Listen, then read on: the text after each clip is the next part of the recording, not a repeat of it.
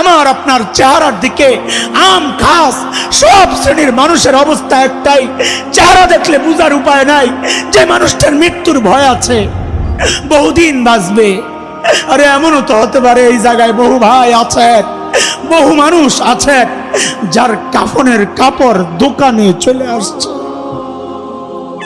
এমনও তো হতে পারে কালকে খবর আসতে পারে হাসান জামিল তার দুনিয়ায় নাই, এমনও তো খবর আসতে। কেন এমন নিশ্চিন্ত হয়ে গেল? চুল পাইকা পাইকা সাদা হয়ে গেছে, গুনাহ ছাড়তে পারি না। দাড়ি পাইকা সাদা হয়ে গেছে, গুনাহ ছাড়তে পারি না। অথচ মালিক ডাক দিয়া দিয়া বলতেছেন, আলাম ইয়ানি লিল্লাযিনা আমানু আন তাখশা কুলুবুহুম লিযিকরিল্লাহ। আল্লাহর ভয়ে গুনাহ ছেড়ে দেওয়ার, আল্লাহর ভয়ে অন্তরটা কেঁপে ওঠার এখনো কি সময় হয় নাই? আর কত, আর কত ও ভাই, আর কত, আর কত বলো? মালিকের দুয়ারে কবে ফেরত আসবা? কবে আসবা বলো? একটা মানুষের উচিত আখিরাত নিয়ে চিন্তা করা যে আমার মালিকের সামনে আমি কি নিয়ে দাঁড়াবো, আমার পুঁজি কি, আমার কামাই কি, আমার সম্পদ। নামাজের সময় বিষাক্ত খঞ্জর দিয়া হযরত ওমরের পেট ফেরে ফেলছে, নাড়ি বুড়ি বের হয়ে গেছে। কাপড় দিয়া পেঁচাইয়া হযরত ওমরকে মসজিদ নববীর ফ্লোরে শোয়া দেওয়া হয়েছে। হযরত ওমর বেহুশ, একজনের কোলে মাথা, একটু হুশ ফিরছে, নামাজের খবর নিছেন, একজনের টাকনোর উপরে কাপড় উঠাইছেন, আরো কিছু কাজ করছেন। এর মধ্যেই হযরত ওমর কি ফিকির আখিরাতের, কি ভয় ঢুকছে কলিজায়। হযরত ওমর মাথাটাকে নিয়ে মসজিদে নববীর ফ্লোরে রাখছেন। ফ্লোর কি পাকা, টাইলস করা, মোজাইক করা, মাটি মাটি। অর্ধ জাহানের বাদশাহ, জান্নাতের সুসংবাদ পাওয়া ওমর, নবী যার বাড়িও জান্নাতে দেখছেন, সেই ওমর মুখটাকে নিয়ে জমিনের উপর রাখছেন, গালগুলাকে মাটির সাথে ঘষতেছেন আর কাঁদতেছেন, বলতেছেন, ওয়াইলুল লাকা ইয়া ওমর ইন লাম ইয়াগফির লাকা রাব্বুক। ওমর, তোমার রব যদি তোমাকে ক্ষমা না করে তোমার জন্য ভয়ঙ্কর বিপদ কিন্তু অপেক্ষা করতেছে। ওমরের আখিরাতের এত ফিকির, আবু বকর এত বড় মানুষ, আখিরাতের এত ফিকির। সাইয়েদনা আবু বকর নির্জনে দূরে চলে যেতেন, চিৎকার করে করে কাঁদতেন আর বলতেন, ইবনে আবি কুহাফা, ও আবু কুহাফার বেটা, তুই মানুষ কেন হইলি রে? তুই মানুষ কেন হইলি? এখন আল্লাহর সামনে কি জবাব দিবি, কেমনি হিসাব দিবি? গাছের দিকে তাকায়া তাকায়া সাইয়েদনা আবু বকর চিৎকার করে করে কাঁদতেন আর বলতেন, ইয়া লাইতানি কুনতু ওয়ারাকা, আমি মানুষ না হইয়া যদি গাছের পাতা হইতাম তো আল্লাহর সামনে আমার হিসাব দেওয়া লাগতো না। ওমর এত বড় মানুষ হয়ে আখিরাতের এত ফিকির, আবু বকর এত বড় মানুষ হয়ে আখিরাতের এত ফিকির। আরে দোস্ত, ওই ফিকিরটা হওয়া দরকার ছিল আমার মতো গুনাহগারের, অথচ আমার কোনো ফিকির নাই। কেন রে ভাই? আমাকে কে গ্যারান্টি দিল যে আমার মৃত্যু যন্ত্রণা হবে না? আরে ওমর তো গ্যারান্টি পাইছে, ওমর ফিল জান্নাহ, ওমর জান্নাতি। আবু বকর তো গ্যারান্টি পাইছে, আবু বকর জান্নাতি। আমাকে আপনাকে কে গ্যারান্টি দিল যে আমাদের কবরের আযাব হবে? কে গ্যারান্টি দিল বলেন? আবু বকর তো গ্যারান্টি পাওয়া মানুষ, তাও এত চিন্তা। ওমর তো গ্যারান্টি পাওয়া মানুষ, তাও এত চিন্তা।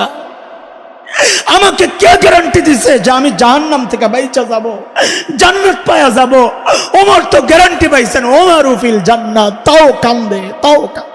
বীরের বোন যদি হাসরের মাঠে তোমার সামনে দাঁড়ায় যে আমি ধর্ষিত হয়েছি মুশরিকদের দ্বারা, তুই আমার মুসলমান ভাই একটা প্রতিবাদ করতে পারস নাই। ইরাকের মা যদি দাঁড়ায় যান, আমি আমার স্বামী আমার সন্তান হারাইছি, প্রতিবাদের জন্য আগাজ নাই। ফিলিস্তিনের বোন যদি দাঁড়ায় যায়, ভাই যদি দাঁড়ায় যায় যে ইহুদি কর্তৃক নির্মম নিষ্ঠুরতার শিকার হয়ে শাহাদাত বরণ করেছি, বছরকে বছর জেল খেটেছি, মুসলমান বাংলাদেশ একটা প্রতিবাদের জন্য আসতে পারো নাই। প্রতিবাদ দূরের কথা, যারা প্রতিবাদ করে ওই মৌলবীদেরকে সন্ত্রাসী আখ্যা দিয়েছ, জঙ্গি উস্কানিদাতা আখ্যা দিয়েছ, কি জবাব দিবা? জবাব ঠিক করে রাখো, জবাব ঠিক করে রাখো। কোনো জবাব নাই। মাঝে মধ্যে আমি নিজেই ভয়ে আটকায় উঠি। আমার আরাকানের বোন যদি দাঁড়ায় যায়, এই দাঁড়া, জান্নাতে যাবি না, দাঁড়া।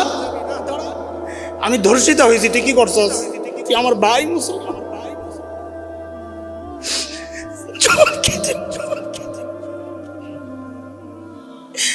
কোনো জবাব নাই, কোনো জবাব নাই, মাফ চাওয়া ছাড়া কোনো জবাব নাই।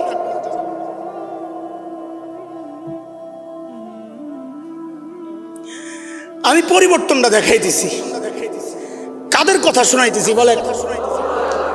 বর্বর আরবদের কথা শোনাইতেছি। কি মানুষ কি হয়ে গেল, কি মানুষ কি হয়ে গেল, কিসের বরকতে বলেন? আবার সেই কোরআন তো আল্লাহ তাআলা উঠায় আনিছে। সবাই বলে না, সন্দেহে পড়ে গেছে। সেই কোরআন এখনো আছে না উঠে গেছে? শুধু একটু পুরান হয়ে গেছে, পাওয়ার কমে গেছে, আগের মতোই।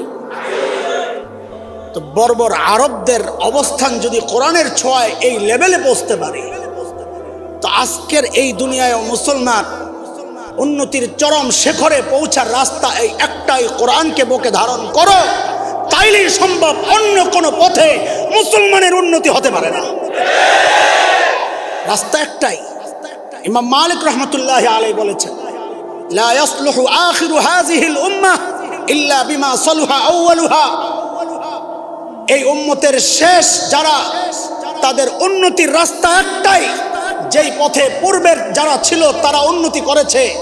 রাস্তা একটাই, সেটা হচ্ছে কোরআনের পথ, সুন্নাহর পথ। রাস্তা একটাই। ঠিক তো বলতেছি, ঠিক তো বলতেছি। কিন্তু মাথা থেকে পা পর্যন্ত একটু চেক শুরু করি,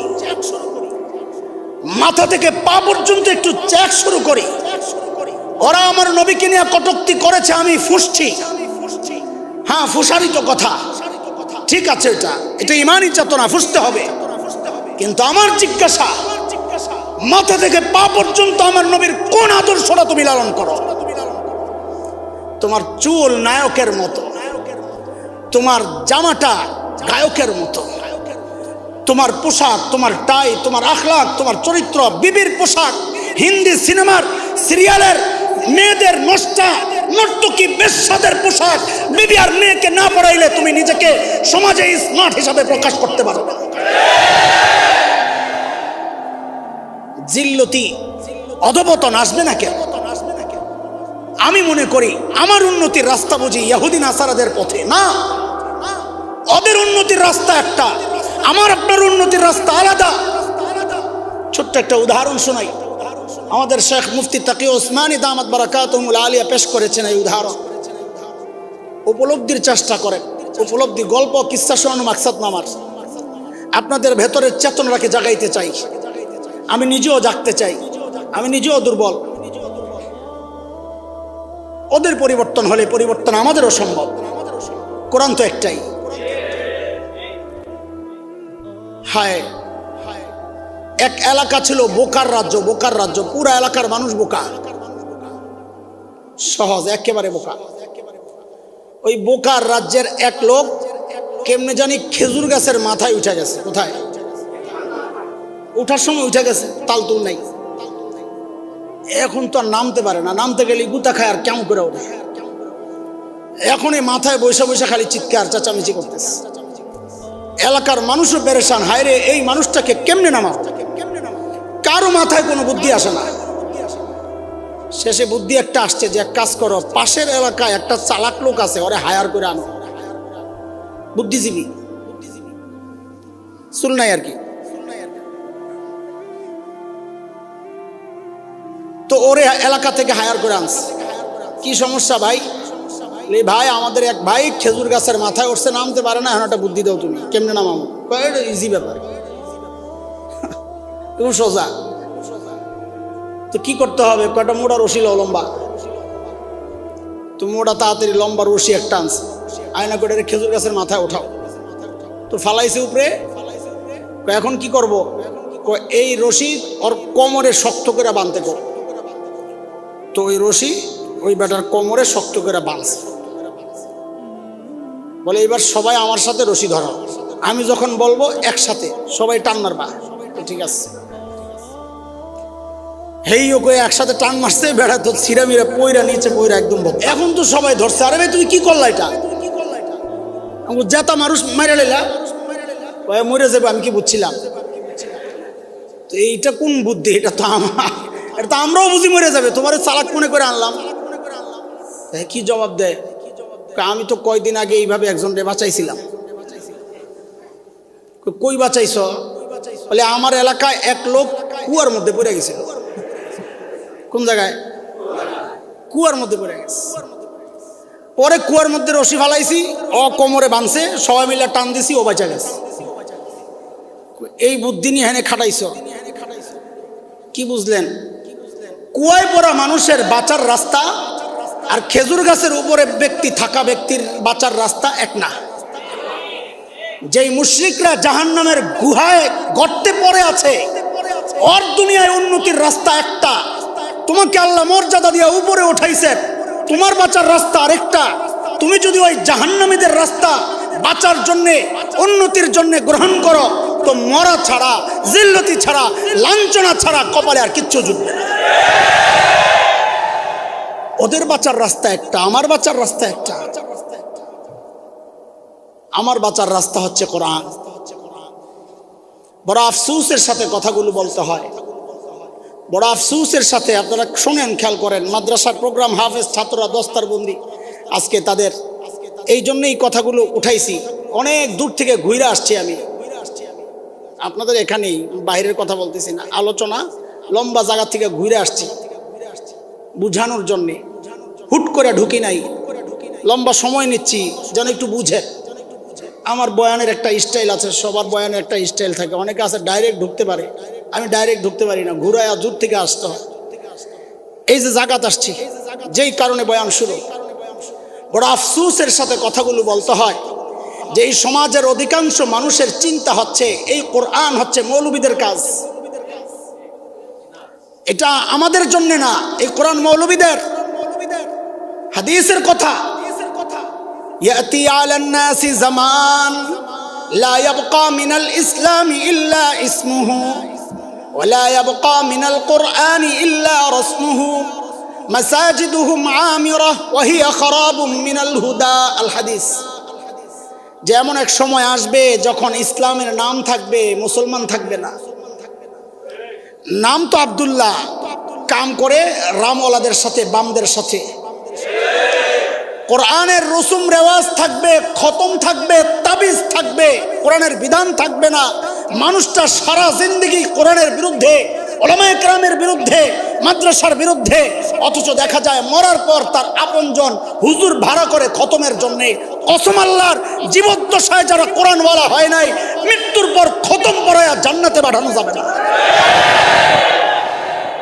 কোরআন খতমের জন্য আল্লাহ নাজিল করেন নাই, তাবিজের জন্য আল্লাহ নাজিল করেন নাই। কোরআন তো আল্লাহ নাজিল করছেন আমার সব কিছুর জন্য, আমার জীবন, আমার পরিবার, আমার সমাজ, আমার রাষ্ট্র, গোটা দুনিয়া পরিচালনার জন্য আল্লাহ কোরআনকে নাজিল করেছে। এর কিছু দায়িত্ব আমাদেরও আছে, শুধু আপনাদের কান্দে দিতেছি না। এর কিছু দায়িত্ব আমাদেরও আছে। এই খতমের সিস্টেম যদি আমরা চালু না করতাম, আপনারা কই জানতেন? এই 40 এই কুলখানি, এই বাৎসরিক আমরা চালু না করলে আপনারা কোত্থেকে জানতেন? আমাদের মতো কিছু মানুষ যাদেরকে আমরা আমাদের পরিচয় আমরা বলি হাক্কুল্লাহ মৌলবী। কি মৌলবী বলেন আমার সাথে? এটা একটা তাচ্ছিল্যের শব্দ, আমরা মৌলবীরা জানেন আর কি। নাম হলো কি? হাক্কুল্লাহ মৌলবী। কোরআন বেচা যারা খায় এদেরকে আমরা কি বলি? হাক্কুল্লাহ মৌলবী। আছে না এই সমাজে? ওদের পকেটে ফতুয়া থাকে, আশেকে রসুল গ্রুপ। পকেটে কি থাকে? কিতাবে না, ফতুয়া কই থাকে? পকেটে। পকেটে মানে পকেটের জিনিস যেমন পাল্টায়, ওদের ফতুয়াও পাল্টায় স্বার্থের জন্য। তো এমন এক হাক্কুল্লাহ মৌলবীর ঘটনা কিতাবে পড়ছি, হিন্দুস্তানের ঘটনা। এলাকায়, ওই এলাকার সিস্টেম ছিল, যেই হুজুর জানাজা পড়াবে ওই হুজুর পরবর্তী যত প্রোগ্রাম আছে সব দায়িত্ব তার, মানে টাকা ইনকাম যা সব তার। এটা জানাজার অধিকার। ছুরি মারলো আর কি, ভাগ বসাইল। তো এক এলাকার অনেক বড় এক ধনী মানুষ, তার বাবা অসুস্থ, খেয়াল করেন, বাবা অসুস্থ, এখন চিন্তা করছে এই বুড়া মরলেই তো জানাজা তো আমিই পড়াবো। তো যেহেতু ছেলে ধনী, পরবর্তী প্রোগ্রাম 40 কুলখানি এগুলার মালও তো বেশি আসবে, বিল বড় হবে না, ধনী মানুষের বিল। তো এখন খালি আল্লাহর কাছে দোয়া করে, আল্লাহ বেটা মরে না কেন, মরে না কেন, মরে না কেন। মরলেই তো ইনকাম শুরু, পকেট খালি হয়ে গেছে। হঠাৎ একদিন শহরে গেছে কোন কাজে, মরে না, শহরে গেছে কোন কাজে, এর মধ্যে খবর পাইছে ওই লোক তো মারা গেছে। এখন তো আফসোস, হায়রে আমার জানাজা তো ছুটে গেল। জানাজা ছুটছে মানে আমার ইনকামও বন্ধ। বুঝেননি কথা? দৌড়াইয়া শহর থেকে গ্রামে আসছে, আইসা দেখে হ্যাঁ ঠিকই চিন্তা যেটা করছে ওইটাই, জানাজা হয়ে গেছে। তো জানাজা হয়েছে কি হয়েছে, ফতুয়ার পকেটে আছে না, কথা বলেন না। তো মাইয়তের আপনজন রে ডাকছে, জানাজা যে পড়ছেন, জানাজার মধ্যে মাইয়তের নাম টাম নিছেন নি? আচ্ছা, মাইয়তের নাম নেয়নি জানাজায়? তো আপনজনরা কয় না, নাম তো লয় নাই। তাইলে এই মাইয়ত থেকে দুনিয়ার শেষ মাথা পর্যন্ত কত মাইয়ত সামনে আছে, কার জানাজা পড়লেন কেমনি বুঝবেন? আহারে সহজ সরল মানুষ, জাহেল মানুষ, হুজুর যা কয় তাই তো, কই ইন্নালিল্লাহ। হুজুর তাইলে এখন কি করার কিচ্ছু নাই, রাস্তা একটাই, জানাজা আবার পড়তে হবে। হ্যাঁ, তো চিন্তা হইলো জানাজা দৌড়াইলে তো আমি ইমাম। তো এলাকাবাসী সিদ্ধান্ত নিয়েছে, ঠিক আছে তাহলে জানাজাটা আমরা আবার পড়ি। তো হ্যাঁ নামাজে দাঁড়াইছে। ওদিক দিয়ে আগে যেটা জানাজা পড়াইছে, হ্যাঁ তো খালি রাগে ফুলতাছে, এর ইনকাম গেছে গা। হ্যাঁ পিছন দিয়ে রেডি, দেখি তুই জানাজা কেমনে পড়াস। তো নামাজে দাঁড়ায় 3 তাকবীর দেওয়া শেষ, এখন তো দোয়ার টাইম, দোয়ার মধ্যে তো দোয়া নাম লইব। আল্লাহুম্মা গফির লি হাইয়িনের জায়গায় আল্লাহুম্মা গফির লি আব্দুল্লাহ, এরকম কিছু একটা বলতে হবে। এখন 3 তাকবীর দিয়ে এখন চিন্তা করতেছে, ফতুয়া তো দিলাম, সিস্টেমটা কি আমিও তো বুঝতেছি না, নামটা কই বলো, কিভাবে বলো, আর দোয়াই বা কেমনে করো। তো উর্দু আলাদের ঘটনা, তো উর্দুতেই কথাটা আসছে আর কি। তো হঠাৎ দোয়ার মধ্যে বলতেছে, নাম বলতেছে, ওয়ালিদ কা নাম ইমরান, ওয়ালিদা ফাতেমা, উসকা নাম রমজান, ফাবি আইয়ি আলাই রাব্বিকুমা তুকাজ্জিবান। দোয়া পড়ে লেছে, নাম লয়ে লেছে। পিছনের যে ইমামটা আছে, আগের যেটা পড়াইছে, হ্যাঁ তো বুঝছে বাটপারি, হ্যাঁ পিছন থেকে লোকমা দিছে। কি লোকমা? ये जनाजा ना बीच हदीस ना बीच कुरान, फबी अय्यि आलाई रब्बिकुमा तुकज्जिबान। এই জানাজা না হাদিসে আছে না কোরআনে আছে, ফাবি আইয়ি আলাই রব্বিকুমা তুকজ্জিবান। হ্যাঁ দেখছে সর্বনাশ, তো ধরা খায়া গেছে। এখন সামনের থেকে বলতেছে, আধা মেরা আধা তেরা জেরা বনকর। আরে বেটা শুনালো পরে আসিস। আধা মেরা আধা তেরা জেরা বনকর জবান, ফাবি আইয়ি আলাই রাব্বিকুমা তুকাজ্জিবান। কথা কইস না, অর্ধেক আমার অর্ধেক তোর, ফাবি আইয়ি আলাই রাব্বিকুমা তুকাজ্জিবান। লা হাওলা ওয়ালা কুওয়াতা ইল্লা বিল্লাহিল আলী, আস্তাগফিরুল্লাহাল আযীম ওয়া আতুবু ইলাইহি। এই ফাইজলামিগুলো তো এইভাবেই বাড়িস। আফসোসের কথা বলতেছি, আফসোসের কথা। কোরআন আল্লাহ নাজিল করলেন কেন? এটা শুধু মৌলবীদের কাজ না, এটা প্রত্যেকটা ইমানদারের কাজ। কোরআন প্রত্যেকটা ইমানদারের জন্য আল্লাহর রহমত। আপনি আপনার সন্তানকে লেখাপড়া যাই করান, মনোযোগ দিয়ে কথাগুলো শুনেন, আপনার সন্তানকে আপনি যাই পড়ান, আমাদের কোনো আপত্তি নাই। আপনি ইঞ্জিনিয়ার বানান, আপনি ডাক্তার বানান, কিন্তু আমাদের একটা অনুরোধ হচ্ছে, তাকে শুরুতে কোরআন নামক টিকার একটা ডোজ দিয়ে কোরআনের টিকার ডোজ যদি না পায়, ওই ছেলে তো ওই মেয়ে তো ব্যারিস্টার হবে, কিন্তু কোরআনের ডোজ না পাইলে ওই ব্যারিস্টার দেখা যাবে মাকে গলা ধাক্কা দিয়ে ঘর থেকে বের করে দেবে। ছেলে তো ইঞ্জিনিয়ার হবে, কিন্তু কোরআনের ডোজ না দিলে দেখা যাবে ওই ইঞ্জিনিয়ার রডের বদলে বাঁশ ঢুকায় দিচ্ছে। কেন? কোরআন নাই তো মানুষ আর মানুষ থাকে না, মানুষ অসভ্য হয়ে যায়। প্রমাণ প্রমাণ কি?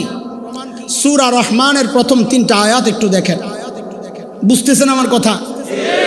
সূরা রহমানের প্রথম 3টা আয়াত একটু খেয়াল করেন, আল্লাহ কি বলতেছেন? আর রহমান আল্লামাল কুরআন খালাকাল ইনসান। কয় আয়াত পড়ছি? আয়াত 3টার সিরিয়ালটা মনোযোগ, একদম পুরা মনোযোগ দিয়া, 100তে 100 মনোযোগ। প্রথম আয়াত রহমান, আল্লাহ কে? রহমান। 2 নম্বর আল্লামাল কোরআন, যিনি কোরআন শিখালেন। তো কোরআন শিক্ষা কয় নম্বরে আসছে?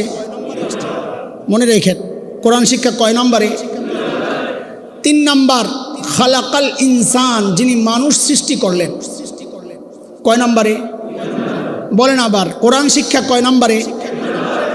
মানুষ সৃষ্টি কয় নম্বরে? বলেন আবার, কোরআন শিক্ষা কয় নম্বরে? মানুষ সৃষ্টি কয় নম্বরে? 2 আগে না 3 আগে? বুঝা গেল কোরআন শিক্ষা আগে, মানুষ সৃষ্টি। এটা বুঝা গেল না? আসলে বাস্তবতা কি? আমি আপনি দুনিয়ায় আগে আসছি না আগে কোরআন শিখছি? আগে দুনিয়ায় আসছি, এরপরে বড় হইয়া কোরআন শিখছি না? কথা বলেন, এটাই তো ঠিক। তো আল্লাহ তাআলা যদি এটাই ঠিক হয়, তো আল্লাহর তো বলার কথা ছিল এমন, আর রহমান খালাকাল ইনসান আল্লামাল কোরআন। রহমান আল্লাহ, যিনি মানুষ সৃষ্টি করছেন, যিনি ওই মানুষকে কোরআন শিখাইছেন। আমাদের বুঝ মতো আয়াতের সিরিয়াল তো এমন হওয়ার কথা, কিন্তু আল্লাহ করলেন কি? কোরআন শিক্ষারে আনলেন, আগে মানুষ সৃষ্টি নিলেন। কেন করলেন? আল্লাহ বুঝাইয়া দিচ্ছেন, এরে মানুষ, আমি তোমাকে আগে বানাইছি, কিন্তু যদি তুমি কোরআনী শিক্ষায় শিক্ষিত না হও, তাইলে তুমি দেখতে মানুষ, আসলে মানুষ না। মানুষ পরিচয় তখনই দিবা যখন আগে তুমি কোরআনী শিক্ষায় শিক্ষিত হবা। আর না হয় তুমি দেখতে মানুষ, আসলে একটা পশু, ভিতরে মনুষ্যত্ব নাই। একটা উদাহরণ দিলে আরো বুঝবেন, বুঝেন, খেয়াল করেন। তাসলিমা নাসরিন এক বিতর্কিত লেখিকা ছিল, মনে আছে নাম? ভুলেন নাই? এগুলারে ভুলা যায় না। আবুল আহাব যেমন ভুলি না, এগুলারে ভুলব না। এটা হইল যুগের আবুল আহাবের বউ। সব যুগে আবুল আহাব পাল্টায়। সূরা লাহাব কি আবুল আহাবের জমানায় শেষ হয়ে গেছে না? এখনো আছে। সূরা লাহাব যতদিন থাকবে, যুগে যুগে আবুল আহাব আসবে। আবুল আহাবের বউ উম্মে জামিল, নাম পাল্টায় পাল্টায়। কোনো যুগে উম্মে জামিলের নাম আসবে তাসলিমা, কোনো যুগে আসবে ওই তুরিন টুরিন, এক এক সময় এক একটা আসবে।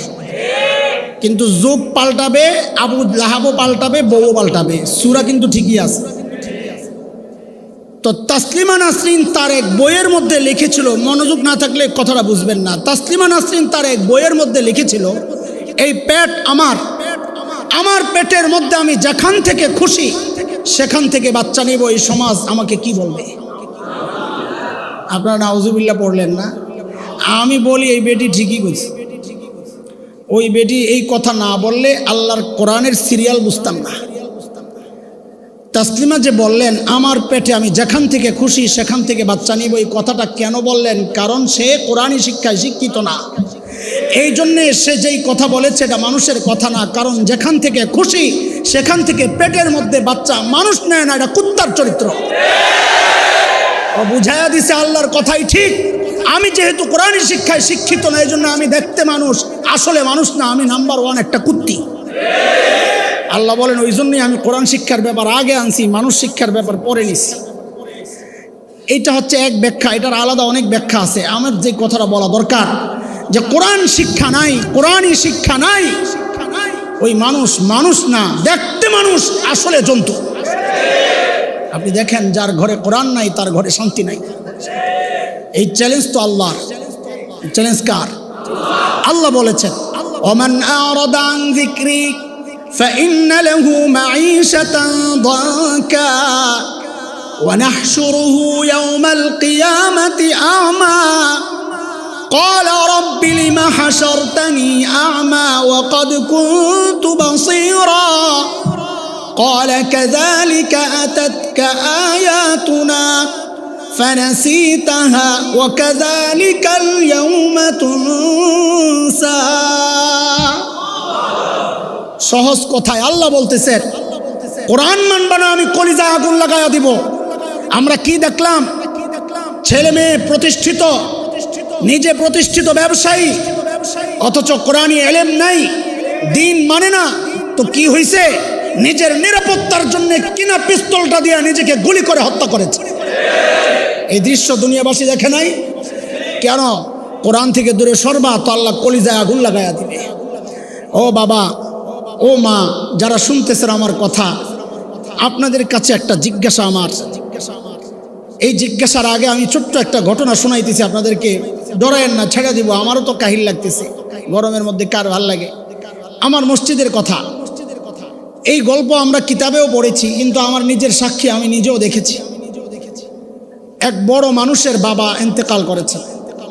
ছেলে বড় ডক্টর, পিএইচডি করা ডক্টর, আমেরিকার কোন ইউনিভার্সিটিতে পড়ায়। বাবা ইন্তেকাল করেছে, ছেলে আসবে এই জন্য হসপিটালে লাশ রেখে দিয়েছে 2-3 দিন। ছেলে যখন আসছে, জানাজা আসছে আমার মসজিদে, জানাজা পড়াইতে দাঁড়াবো, এর মধ্যে ওই ভদ্রলোক হাউমাউ করে কান্না শুরু করছে। আমরা সবাই অবাক। অবাক হওয়ার কারণ হচ্ছে, এই জাতীয় মানুষ দিল একটু শক্ত হয়, লেখাপড়া করতে করতে কেমন জানি হয়ে যায়, কান্নাকাটি কম করে। আবার লম্বা সময় বাবা থেকে বিচ্ছিন্ন, এই জন্য টান কম থাকার কথা। আপনজনরাও অবাক যে ঘর থেকে লাশ বের করা। আমার নিজের দেখা হচ্ছে, একজন মাইয়ত কেন্দ্রিক সবচাইতে করুণ সময়টা হচ্ছে যখন লাশটাকে ঘর থেকে বের করা হয়। তখন মহিলারা, বিশেষ করে মেয়েরা চিৎকার করে কান্না করতে থাকে, এই জন্যে যাহারে জীবনের শেষবারের মতো বের হয়ে যাচ্ছে ঘর থেকে। ওদের কান্না শুনলে পুরুষরাও কান্না শুরু করে। ওই সময়টা হচ্ছে সবচাইতে করুণ কঠিন সময়। তো আপনজনরা বলতেছে, হুজুর ও তো ওই সময়ও কান্না করে নাই, বাসায়ও কান্না করে নাই, এখন কেন কান্না করতেছে? তো আমরাও অবাক, কেন কান্না করতেছে? তো এলাকার ছেলে, মসজিদের খতিব, এই হিসাবে দায় আছে, এই জন্য তাকে ডাইকা কাছে আনছি। ভাই দিকে আসে, বুকে জড়ায় আনিছি। ভাই আমারও বাবা নাই, আমারও মা নাই, আপনারও বাবা চলে গেছে, একদিন আমিও যাব, আপনিও যাবেন, ধৈর্য ধরেন। ভদ্রলোক আমাকে জড়ায় কানে কানে বলতেছে, হুজুর বাবা মারা গেছেন, আমি ওই জন্য কাঁদছি না। বাবা মারা গেছেন, আমি ওই জন্য কান্না করছি না। তো বলে, তো কি জন্য কান্না করছেন? বলে, আমি এখন জানাজা পড়বো, আমি কান্না করছি এই জন্যে। আমি ভাবতেছি, বাবা আমারে তুমি কত লেখাপড়া করাইছো, কত কিছু পড়াইছো, সর্বোচ্চ ডিগ্রি আমার, এত এত পড়াশোনা করলাম, এত কিছু তুমি করাইলা, কিন্তু এখন তোমার লাশ সামনে, আমি জানাজা পড়বো, কিন্তু কি পড়বো আমি কিচ্ছু জানি না। আমি তো কাঁদতেছি ওই জন্যে। আলেম ছাড়া, আলেম ছাড়া এখানে যারা আছেন সবাই তো দিনদার, দিনদার বলেই তো আসছেন, অন্যদের কথা বাদ। এই দিনদারদেরকে আমার প্রশ্ন, বুকে হাত দিয়া বলেন তো, কতজন এখানে আছেন যার সন্তান তার জানাজা পড়াইতে পারবে? বলেন আপনারা। তো কি হইল? এই ইঞ্জিনিয়ার আপনার কবরে কোন কাজে আসবে? এই ডাক্তার আপনার কবরে কোন কাজে আসবে? আরে কবর তো দূরের কথা, দুনিয়ার কাজেও তো আসে না, ঘর থেকে বের করে দেয়। কবর তো দূরের কথা। তো কি হইল? কি ধরলেন, কি ছাড়লেন? আমাদের প্রশ্ন আপনাদের কাছে, কি ধরলেন আপনি, কি ছাড়লেন? ধরলেন কি, পেলেন কি, ছাড়লেন কি, হারালেন কি? হ্যাঁ হ্যাঁ, বরং আল্লাহ মাফ করুক, আমরা পানাহ চাই, আপনাদের জন্য দোয়া করি। বরং এই সন্তান আপনাকে কিছু দিবে থাক দূরের কথা, আল্লাহ না করুক, আমরা চাই না এটা, আপনি বেঁচে যান। হতে পারে এই সন্তান আল্লাহর আদালতে আপনার সামনে দাঁড়ায়া যাবে, আপনাকে আসামির কাঠগড়ায় দাঁড় করে আল্লাহর কাছে নালিশ করবে। কোরআনে আসছে সূরা আযাবে, বাচ্চারা আল্লাহর কাছে নালিশ করে করে বলবে, রব্বানা ইন্না আতানা সাদাতানা ওয়া কুবারানা فأضلونا السبيل ربنا آتهم ضعفين من العذاب والعنهم لعنا كبيرا। আল্লাহ আমাদের বাবা মা, আল্লাহ আমাদের মুরব্বী, দিন শিখায় নাই, কোরআন শিখায় নাই, শরীয়ত শিখায় নাই, নামাজ শিখায় নাই। আমাকে ডাক্তার ইঞ্জিনিয়ার বানাইছে, কিন্তু তোমাকে চেনায় নাই। এই দায়িত্ব ছিল তাদের, দায়িত্ব তারা আদায় করে নাই। আল্লাহ আপনার কাছে বিচার দিচ্ছি, আমরা আজকে আমার এই নেতা এবং বাবা মার ডাবল শাস্তি চাচ্ছি আল্লাহ আপনার কাছে। ঘটনা তো উল্টাও হইতে পারত, উল্টাও তো হইতে পারত। আপনার গন্তব্য জাহান্নামের দিকে ফেরেশতারা হাঁকা হাঁকা নিয়ে যাচ্ছে। ওয়াসিকাল্লাযীনা ইত্তাকাউ ওয়াসিকাল্লাযীনা কাফারু ইলা জাহান্নামা যুমারা, জাহান্নামের দিকে নিয়ে যাচ্ছে। সন্তান দাঁড়ায় গেছে সুপারিশকারী, না আমি আমার বাবা মাকে জাহান্নামে যেতে দিব না। জড়ায়া ধরবে, আমি আমার বাবা মাকে জাহান্নামে যেতে দিব না, আমি জান্নাতে একা যাব না। কি চায়? বলে বাবা মাকে ছাড়া বলে জান্নাতে যাবে না। তো আল্লাহর ফয়সালা, যাও যাও এদেরকেও জান্নাত দিয়ে দাও, এদের বাবা মাকেও জান্নাত দিয়ে দাও। কি শিখাইলেন? শিখাইলেন কি বাচ্চাদেরকে? কয়জন এমন আছেন বলেন, আপনি বুকে হাত দিয়ে বলেন, কয়জন আছেন যে আপনার মৃত্যুর পর আল্লাহর আদালতে হাতটা তুইলা বলবে রব্বির হামহুমা কামা রাব্বায়ানি সগীরা? কয়জন আছে? আমি তো মাঝে মধ্যে বলি, আমি কি করছি না করছি জানি না, কিন্তু আমার বাবা মা বড় সৌভাগ্যবান, বড় সৌভাগ্যবান। কারণ হচ্ছে আমার মনে পড়ে না, আমি জানি না এমন কোনো দিন বাকি যায় কিনা, বাদ যায় কিনা, যেদিন আমি দোয়ায় রব্বির হামহুমা এই দোয়াটা পড়ি না। কেন কেন আপনাদেরকে বলি কেন? কারণ আমাদের বছরে আমার প্রায় দিনই প্রোগ্রাম থাকে, প্রায় দিনই প্রোগ্রাম থাকে, কোনো দিন 3টা 4টা 5টাও থাকে। তো যখন দোয়া করতে হয়, দোয়ার মধ্যে কমন দোয়া তো রব্বির হামহুমা আছেই। তো আপনাদের জন্য করি না করি, দোয়া তো আমি আমার জন্যই করতেছি। তো আমার বাবা মা প্রতিদিন আমার দোয়া পাইতেছেন। আমি তো বলি, আমার বাবাকে যদি আল্লাহ জিজ্ঞেস করেন, আয় তুমি তোমার সন্তানকে দুনিয়ায় কি অবস্থায় রেখে আসছ, তো আমার বাবা তো গর্বের সাথে বলতে পারবেন আমি তারাবির নামাজে ছিলাম। তো আমার বাবা তো বলতে পারবেন আমি আমার সন্তানকে সেজদায় নামাজে রেখে আসছি। আমার মা তো বলতে পারবেন যে আমি সফরে ছিলাম, মাহফিলের সফরে, যে আমার সন্তানকে দিনই সফরে রেখে আমি দুনিয়া থেকে বিদায় নিছি। হ্যাঁ, আমাদের এইরকম কি পুঁজি আছে বলেন তো? কয়জন এমন পুঁজি রেখে গেছেন? এই মাদ্রাসাওয়ালারা কি চায় আপনাদের কাছে? নবীদের টার্গেট যা ছিল, মাদ্রাসাওয়ালাদেরও টার্গেট একটাই। নবীদের টার্গেট ছিল কোরআনকে মাঝখানে রাইখা বান্দাহকে রবের সাথে জুড়ে দেওয়া, মাধ্যম বানানো কোরআনকে। নবীদের ওয়ারিস যারা, তাদেরও টার্গেট একটাই, মানুষকে কোরআনের মাধ্যমে আল্লাহর সাথে জুড়ে দেওয়া। এই জন্য যারা শয়তানের দালাল, শয়তানের টার্গেট ছিল কোরআন থেকে মানুষকে দূরে সরাইয়া আল্লাহ থেকে বিচ্ছিন্ন করা। শয়তানের দালালরাও এখন উঠে পড়ে লেগেছে আলেমদের বিরুদ্ধে, বিভিন্ন কুৎসা রটিয়ে মাদ্রাসার বিরুদ্ধে চক্রান্ত করে। কেন? যেন এই সমাজকে, মানুষকে, আল্লাহর নবীর উম্মতকে কোরআন থেকে দূরে সরাইয়া, আলেম ওলামা মাদ্রাসা থেকে দূরে সরাইয়া আল্লাহ থেকে বিচ্ছিন্ন করতে পারে। ওদের টার্গেট এটা, আমাদের টার্গেট এটা। সিদ্ধান্ত আপনার, কাদের পক্ষে থাকবেন, কাদের প্রতিপক্ষ হবেন। মনে রাখেন, যদি আলেমদের প্রতিপক্ষ হন, আপনার লিডার হচ্ছে আবুল আহাব। আর যদি আলেমদেরকে বুকে নিতে পারেন, আপনার লিডার হাসরের মাঠে হবে মুহাম্মদুর রাসূলুল্লাহ সাল্লাল্লাহু আলাইহি ওয়াসাল্লাম। সিদ্ধান্ত আপনার, সিদ্ধান্ত আপনার কোন মিছিলে আপনি অংশগ্রহণ করবেন, সিদ্ধান্ত আপনার।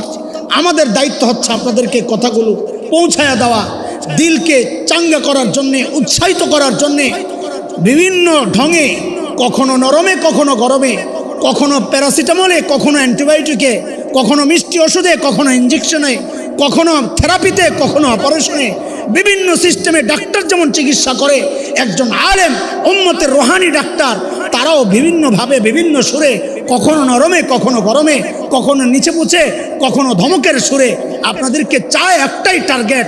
আপনাদের আমাদেরও টার্গেট একটাই, উম্মতকে কোরআনী নূরে নুরানি কইরা, কোরআনী ছায়ায় সকলকে টেনে এনে একসাথে বুকে বুক মিলাইয়া সাহাবীদের ওই মিছিলে মোবারক কাফেলায় শরীক হইয়া জান্নাত অভিমুখে রওনা হব। আমাদের টার্গেট একটাই। সিদ্ধান্ত আপনার, আপনি কোন মিছিলে অংশগ্রহণ করবেন, সিদ্ধান্ত আপনার। আল্লাহ তাআলা আমাদেরকে সহি বুঝ দান করেন। আমিও ডাক্তারের মতো বিভিন্ন পন্থায় চিকিৎসা করছি, কষ্ট পাইলে মাফ করে দিয়েন। ডাক্তার ইঞ্জেকশন দিলে কষ্ট পাইলে, এটা তো আপনার ভালোর জন্যে। অপারেশন করলে ডাক্তারের কী লাভ?